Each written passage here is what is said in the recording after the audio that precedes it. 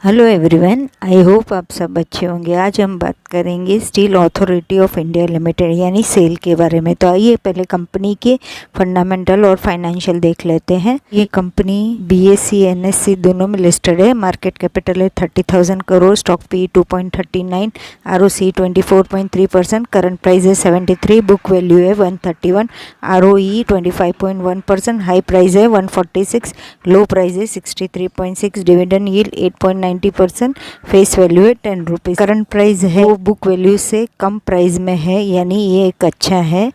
ROC और ROE दोनों अच्छा है। डिविडेंड यील्ड भी है, वो भी एक अच्छा है। पॉजिटिव पॉइंट्स देखेंगे तो कर्ज कम हुआ है, बुक वैल्यू है वो ज़्यादा ट्रेड कर रही है स्टॉक से, यानी बुक वैल्यू डिवाइड बाई 0.56 करेंगे तो आज का करंट प्राइस मिल जाएगा। गुड डिविडेंड प्रोवाइड किया है 8.86% से। कंपनी एक्सपेक्ट कर रही है अच्छा प्रॉफिट हो, अच्छा सेल्स हो quarter wise. Good profit growth दिया है 47.65% CAGR से लास्ट 5 ईयर से। कंपनी हेल्दी डिविडेंड पे आउट करती 19.13% से। Negative point contingent liability 40,000 to 66.39 crore, यानी कंटिंजेंट लायबिलिटी मीन्स कि जो पिछले सालों में कुछ ऐसा हुआ होगा इंसिडेंट्स जिसके वजह से उनको ये 40,000 फ्यूचर में पे करना पड़े। शायद ज़रूरी नहीं है पे करना पड़े, अगर वो केस जीत जाए तो केस ये पेमेंट ना करना पड़े, लेकिन केस हार जाएगी तो इतना पे करना पड़ेगा, उसको बोलते हैं contingent liability. Next point, company might be capitalising interest cost. Third point, promoters के पास जो होल्डिंग है वो उन्होंने 10% कम की है लास्ट 3 ईयर्स से। क्वार्टरली रिजल्ट्स देखेंगे तो सेल्स पिछले साल के हिसाब से ये साल का सेल्स अच्छा हुआ है लगातार।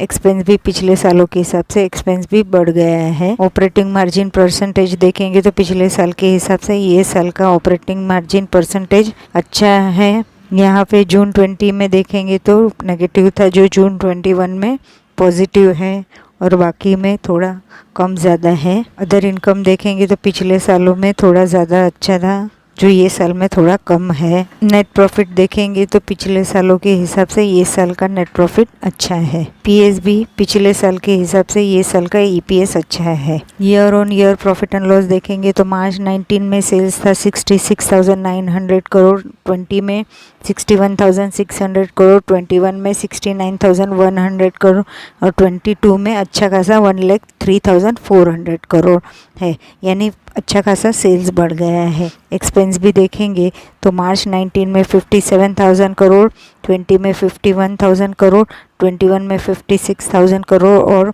22 में एक्सपेंस बढ़ गया है 82,000 करोड़ है। ऑपरेटिंग मार्जिन परसेंटेज देखेंगे तो मार्च 19 में 15%, 20 में 17%, 21 में 18% और मार्च 22 में 21% है।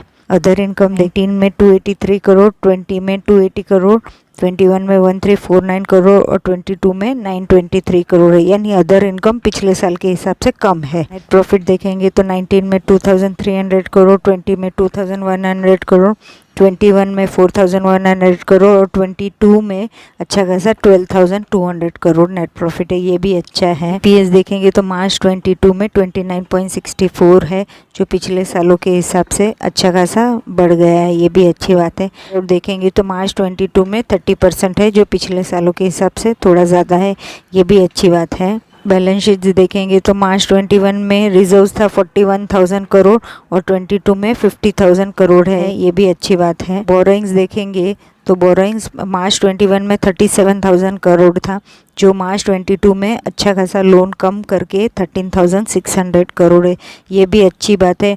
और अगर हम देखेंगे तो बोरोइंग्स 1 से कम है, यानी आप बोरोइंग्स को डिवाइड करेंगे शेयर कैपिटल और रिजर्व्स के साथ तो आपको 1 से कम मिलेगा। अदर लायबिलिटीज देखेंगे तो ये साल में पे करनी है 52,000 करोड़। टोटल असेट्स देखेंगे तो ये साल का 1 करोड़ 20 लाख है, जो पिछले साल के हिसाब से देखेंगे तो थोड़ा ही ज़्यादा है। फ्लो देखेंगे तो नेट कैश फ्लो है ये साल में नेगेटिव में 387 करोड़ है। डेटर्स डेज देखेंगे तो कस्टमर से पेमेंट आता है 17 डेज में, ये भी एक अच्छी बात। इवन कंपनी ने डिविडेंड भी डिक्लेयर किया है, जिसकी रिकॉर्ड डेट और एक्स डेट आनी बाकी है। 2.25 रुपीज़ पर शेयर। शेयर होल्डिंग पैटर्न देखेंगे तो प्रमोटर्स के पास अच्छा खासा 65% है, जो आगे के सालों में 75% था, जो अभी 10% कम किया है। FIIs में पिछले क्वार्टर के हिसाब से थोड़ा बढ़ा दिया है, ये भी अच्छा है। 4.58 है। DIIs में पिछले क्वार्टर में थोड़ा ज़्यादा अच्छा था, जो अभी थोड़ा कम है, 10.24 है। गवर्नमेंट में पहले के क्वार्टर में था, जो अभी नहीं है। पब्लिक के पास है 20.18%। Steel authority of India limited यानी सेल का प्राइस है 72.60 में ट्रेड कर रहा है। 1.11% से प्राइस हाई है। 5 डेज के हिसाब से देखेंगे तो 1.54% से प्राइस हाई है। 1 मंथ के हिसाब से 11.79% से प्राइस हाई है।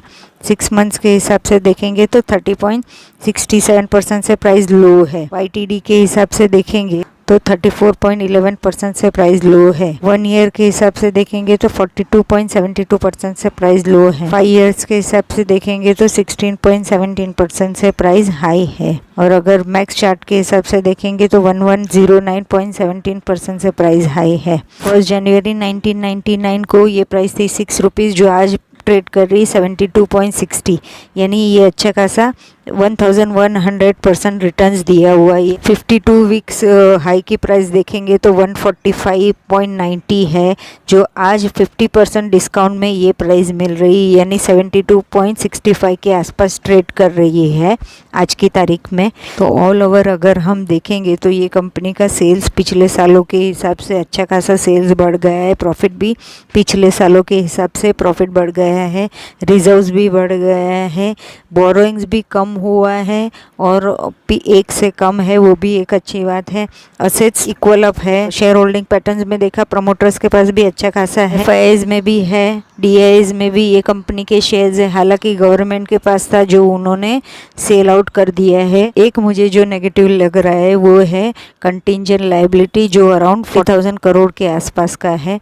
जो पास्ट में कुछ ऐसा इंसिडेंस हुआ होगा, उसकी वजह से हो सकता है कि उनको फ्यूचर में 40,000 करोड़ के आसपास का उनको पे करना पड़े, तो वो एक मुझे नेगेटिव लग रहा है। बाकी का सब मुझे ये कंपनी का अच्छा लग रहा है कि ग्रोथ की वजह से अच्छा खासा कंपनी ने रिटर्न। आई होप आपको मेरा वीडियो पसंद आया होगा। अगर आया होगा तो प्लीज़ लाइक करें, शेयर करें, मेरे चैनल को सब्सक्राइब भी करें। Thank you for watching. Bye.